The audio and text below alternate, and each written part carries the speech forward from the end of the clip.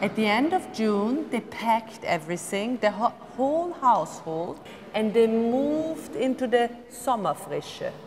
And there was tranquility, peace, and the green, the colors, yeah, to recover, to recuperate. And you definitely hear it in the music.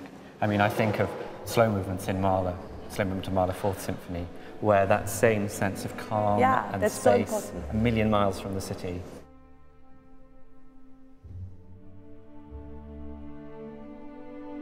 The nature plays an enormous role. Yes. They're all views from the Attersee. Yes. Where he spent the summer. They were never painted there, yeah? He made sketches for it. Oh, really? But they were not painted out there. He painted them when he came back to Vienna. This is fascinating, because at the same time as Klimt was there in the late 1890s, Mahler was also at the Attersee, sketching, and then going back to Vienna and finishing his symphonies. Yeah. Very similar process. But that's where he got the strengths again. I just find it very fascinating that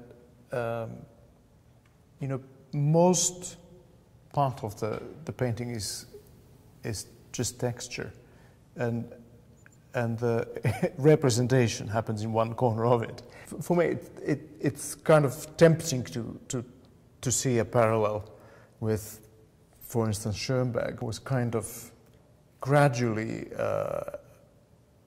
giving up themes, for instance. He was gradually giving up tonality, of course, but also he was giving up themes and motifs, and this kind of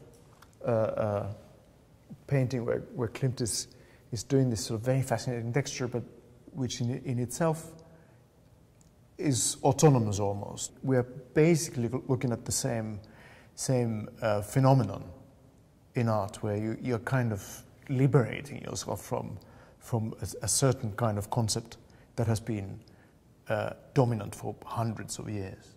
For instance, the fünf Orchesterstücke, this particular movement I was referring to is called Farben, colors, and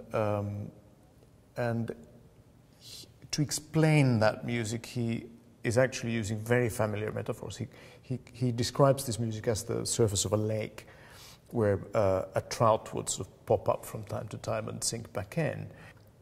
If music is more conventionally constructed, i.e. there's a sort of melodic structure and rhythmic structure and so on and so forth, you don't need these kind of metaphors, because it sort of explains itself.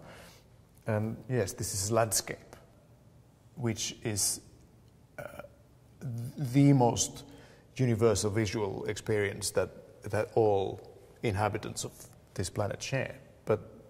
But what he does with the idea of landscape is then